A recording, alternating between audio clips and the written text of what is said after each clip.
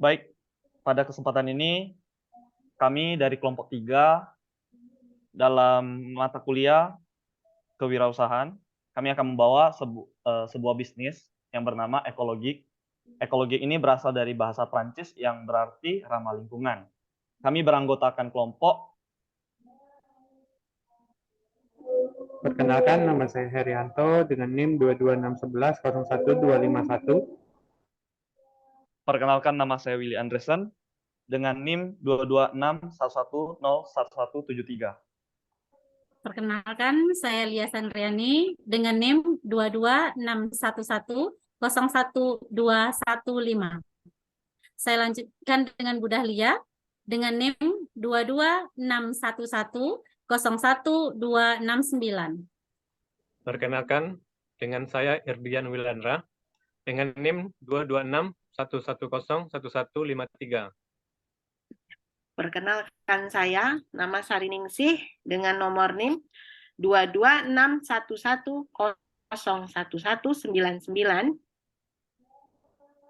Dan dengan saya Bambang Irawanto dengan NIM 22611011137.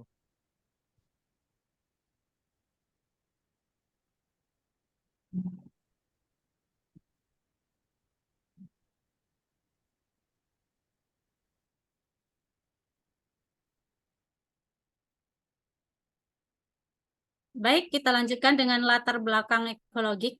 Pada masa pandemi COVID-19, banyak hal yang membuat pekerjaan harus dilakukan di rumah, sehingga menyebabkan meningkatnya produksi sampah rumah tangga. Salah satunya adalah limbah organik. Sehingga masyarakat memiliki pemikiran untuk mengurangi limbah tersebut dengan mencoba mengelola sampah rumah tangga menjadi produk kebersihan. Salah satunya yaitu ekoenzim. Ekoenzim yaitu hasil dari fermentasi limbah dapur organik seperti kulit buah dan sayuran, gula, baik itu gula coklat, gula merah, atau gula tebu, dan air. Warnanya coklat gelap dan memiliki aroma fermentasi asam manis yang kuat.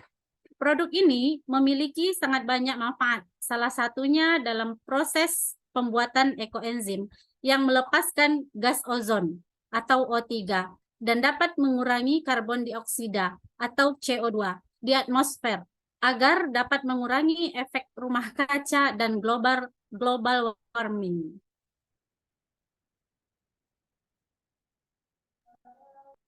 Target produksi. Target produksi ini kita menciptakan produk ramah lingkungan karena berdasarkan bahan yang dasar itu bahan organik. Dan produk ini dapat dikenal secara luas, mengurangi limbah organik yang jika tidak diolah menumpuk di TPA atau tempat pembuangan akhir. Nah, sebagai produk alternatif pengganti berbagai produk rumah tangga seperti yang sering kita gunakan itu deterjen, sampo, disinfektan, pengharum ruangan, dan sebagainya.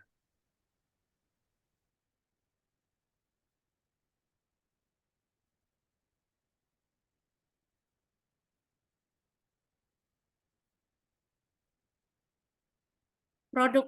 Nah, di sini produk ekologi menggunakan botol kemasan baru yang berukuran 100 ml, ada yang 250 ml, dan juga ada yang 500 ml.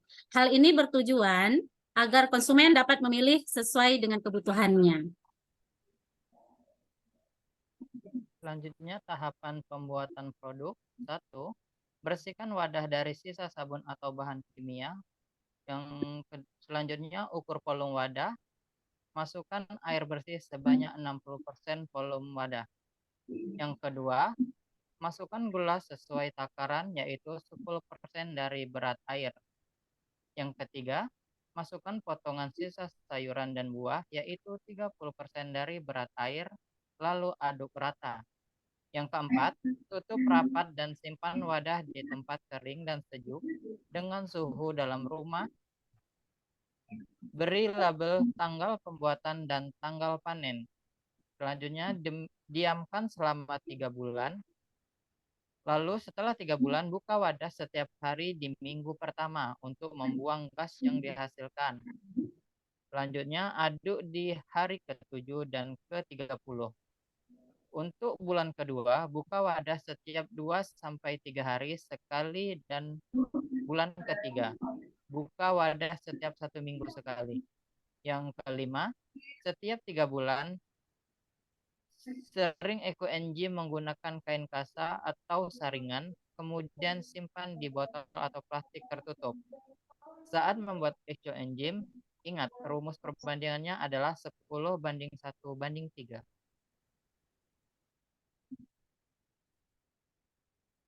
Untuk keunggulan produk dari ekoenzim, yang pertama, itu botolnya dapat direus karena menggunakan botol yang berkualitas dalam proses pengemasannya. Yang kedua, bahan baku dari pembuatan ekoenzim menggunakan bahan baku yang 100% berasal dari alam, sampah dari buah-buahan. Yang ketiga, free shipping. Untuk daerah Riau, diberikan pelayanan pengantaran gratis tanpa minimal order.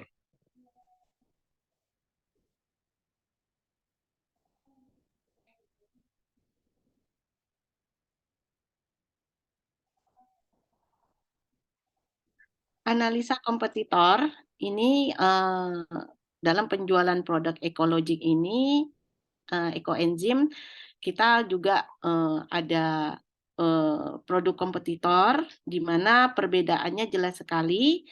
Dari produk ekologik yang kita miliki ini jelas menggunakan botol ini, jelas botolnya botol baru, dan kita berikan juga stempel atau stiker yang tertulis ekologik 100% ekoenzim alami. Sedangkan untuk produk kompetitor kita bisa lihat di gambar di slide bahwa menggunakan botol daur ulang, itu menggunakan botol minum merek air mineral, baik ukurannya ada yang 600 mili maupun 300 mili. Nah, untuk warnanya juga, kalau kita udah konsisten warna kita seperti madu hitam, coklat kehitaman, sedangkan untuk kompetitor kita ini warnanya ada coklat, bahkan ada menuju putih seperti tua, ya, bisa kita lihat juga. Dan ada juga hampir mendekati mirip seperti ini kalau ibu-ibu sering minum jamu ya, jamu beras kencur. Nah, seperti itu. Nah, jelas sekali, yang jelas dari produk ekologi yang kita miliki ini udah jelas konsisten dengan botol yang digunakan, dan warna produknya jelas, hasilnya juga bisa dilihat dari gambar. Oke.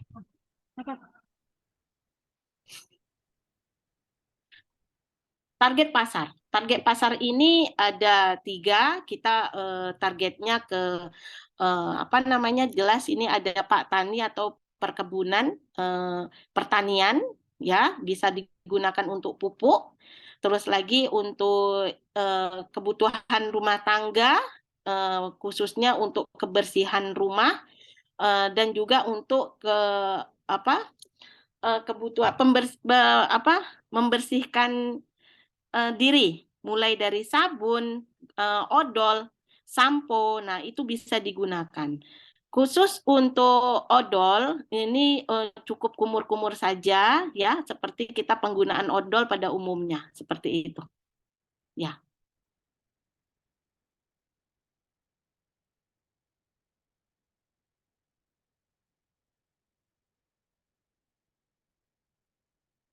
Strategi pemasaran.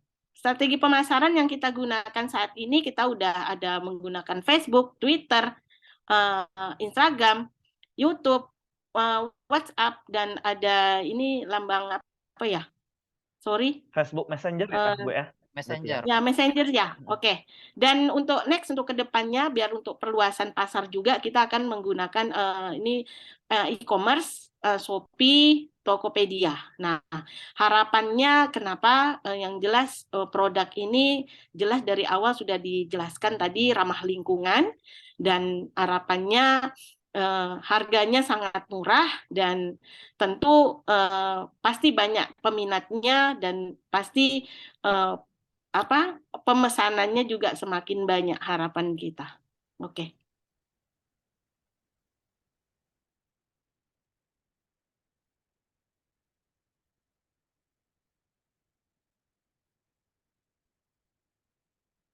Risiko.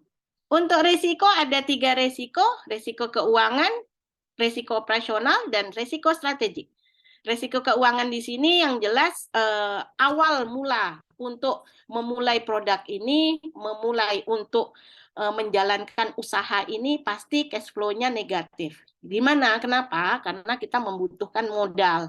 Dan untuk memasarkan produk ini tentu membutuhkan usaha. Contoh, kita melewati sarana pemasaran. Nah, pemasaran saat ini yang sangat gampang sekali menggunakan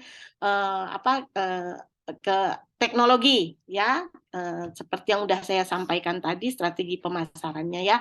Dan untuk operasional, kenapa ada resiko operasional? Di sini ditekankan ada kegagalan produksi akibat kelalaian, ya. Nah, contoh tadi kita ada melihat contoh, kita tidak menjelek-jelekkan kompetitor, cuman dari hasilnya itu tidak komitmen hasil yang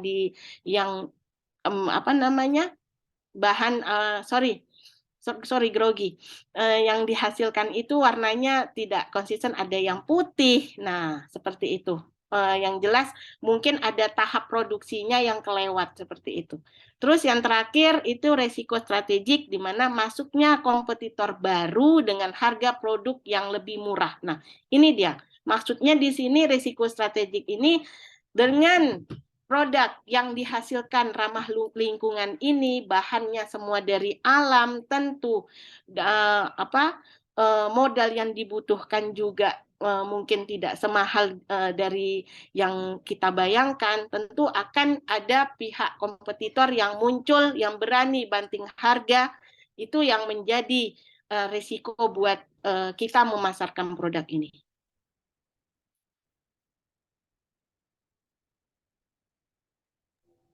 Oke, baik. Selanjutnya itu adalah modal. Untuk modal pada usaha ini akan dimulai dari 8.915.000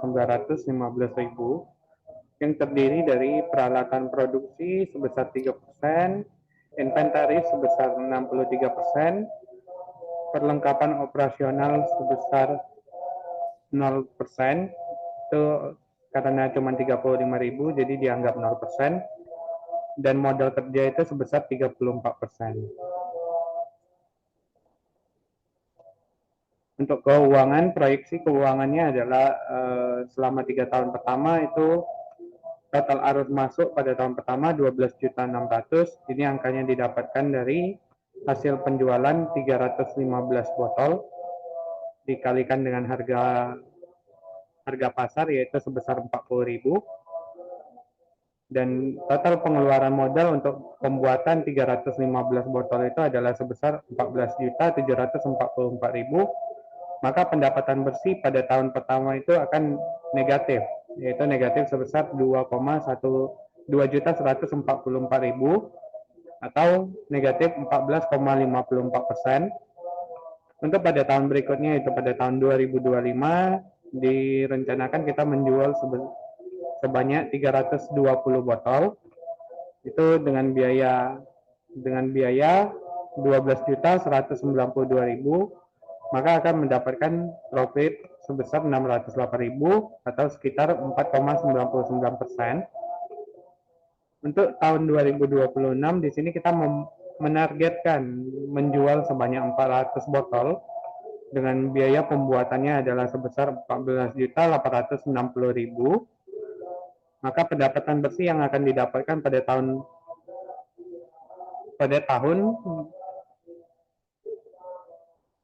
2026 yaitu sebesar 1.140.000 atau sekitar 7,67%. Maka dari gambaran ini dapat diproyeksikan bahwa dari rugi yang terjadi pada tahun 2024 kemungkinan besar akan kembali untuk mendapatkan keuntungan yaitu pada tahun 2020 setelah tahun 2026. Oke, untuk roster yang kita gunakan pada pemasaran produk kita adalah gambarannya seperti ini, dengan ada manfaat-manfaatnya tersedia dalam kemasan, kontak personnya, dan ini salah satu yang kita jaga yaitu simpan di dalam suhu ruangan, dapat digunakan 1 tahun setelah botol dibuka, dan jauhkan dari jangkauan anak-anak. Kenapa harus dijauhkan dari jangkauan anak-anak? Karena yang kita ciptakan ini bentuknya sangat mirip dengan teh. Jadi kita takut anak-anak salah minum dan itu akan membahayakan anak-anak tersebut.